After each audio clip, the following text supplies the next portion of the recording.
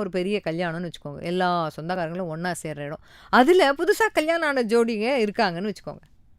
அந்த கும்பலில் எல்லாருக்கும் ஆர்வம் என்னவா தெரியுமா இருக்கும், அந்த கல்யாணம் ஆனவங்க கிட்ட போய் அப்புறம் விசேஷம் என்ன, குட் நியூஸ் ஏதாவது உண்டா அப்படின்னு போய் கேட்கணும். அந்த ஒரு கேள்வியோட நிறுத்திட்டா தான் பரவாயில்லையே, அழகாக சிரித்து மழுப்பிட்டு வந்துடலாம், இல்லைன்னா இல்லை இருக்குது இதை சொல்லிட்டு வந்துடலாம். அதோடு நிறுத்த மாட்டாங்க. நீங்கள் இல்லைன்னு மட்டும் தெரியாமல் இன்னும் இல்லை அப்படின்னு ஒரு பதிலை மட்டும் அங்கே சொல்லி பாருங்களேன். ஏன் என்னாச்சு, பிளானிங்கில் இருக்கீங்களா, முதல் துணை கேள்வி. அடுத்தது இல்லை இல்லை அப்படின்னு அதுக்கு ஒரு பதில் சொல்லிட்டீங்கன்னு வச்சுக்கோங்க.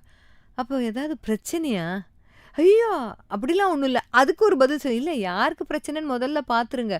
எல்லார் வீட்லேயும் பொன் குழந்தை உங்களுக்கு தான் பொண்ணுக்கு தான் பிரச்சனையான்னு கேட்பாங்க. மாப்பிள்ளையும் பார்த்து செக் பண்ணிக்க சொல்லுங்கள். இப்படியே ஒன்று மாற்றி ஏதாவது சொல்லிக்கிட்டே இருப்பாங்க. இதே கேள்வியை நம்மளை யாராவது கேட்ட இந்த துணை கேள்விகளால் நம்மளை யாராவது தொலைச்செடுத்தா பதில் சொல்ல முடியுமா, பதில் சொல்லுவோமா, அல்லது சிரித்த முகத்தோடு அதை நாம் கடந்து போயிடுவோமான்னா போக மாட்டோம். இதைத்தான் திருவள்ளுவர் ரத்தின சுருக்கமாக சொல்லியிருக்கார். இன்னா எனத்தான் உணர்ந்தவை துண்ணாமை வேண்டும் பிறன் கண் செயல். இது செஞ்சால் எனக்கு கஷ்டமாக இருக்கும், இந்த கேள்வி கேட்டால் என்னால் பதில் சொல்ல முடியாது, என் மனசு வலிக்கும் அப்படின்னு எதையெல்லாம் நாம் உணர்கிறோமோ கஷ்டமாக, அந்த கஷ்டத்தை அடுத்தவங்களுக்கு தராமல் இருப்பது தான் பிறருக்கு இன்னா செய்யாதிருப்பது அப்படிங்கிறத ரொம்ப அழகாக சொல்லியிருக்காரு. அதனால் நமக்கு கீழே இருக்கிற தலைமுறைக்கு இதை நம்ம சொல்லி கொடுக்கணும். எந்த இடத்துல யார்கிட்ட என்ன மாதிரி கேள்வி கேட்கணும், என்ன பேசணும் அப்படின்னு நம்ம சொல்லி கொடுப்போம் இல்லையா, சோஷியல் ஸ்கில்ஸ் அப்படின்னு சொல்லுவோம். அதில் இதையும் சேர்த்துக்கணும்.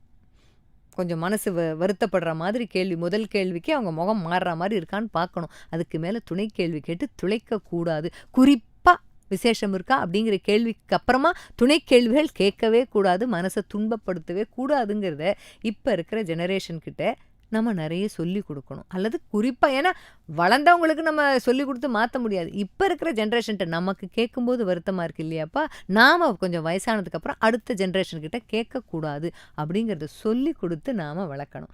நேற்றைய பொழுது அனுபவம், இன்றைய பொழுது நிச்சயம், நாளைய பொழுது நம்பிக்கை. நம்பிக்கையோடு இருங்கள்.